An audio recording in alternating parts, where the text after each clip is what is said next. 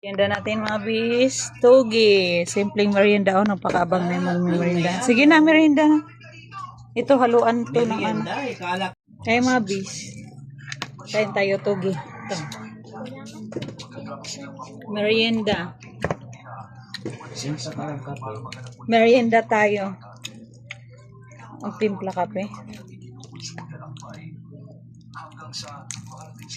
May bago kasi ng baby ko eh. No? Hindi mo pa nga po inalo eh. Kaso, umiba pa yung suka. Ang malalim yun, ah. May bagong laruan ng baby ko eh. Hindi maiwalay sa laruan.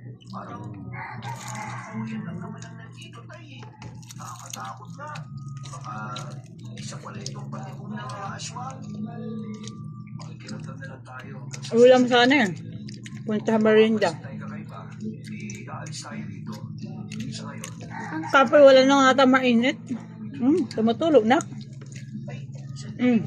Suka.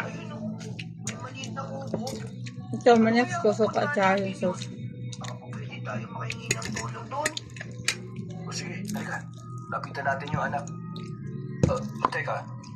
Parang may ibang enerhiya akong nasasagap ah. Ano pong ibig niyo sabihin, Tay?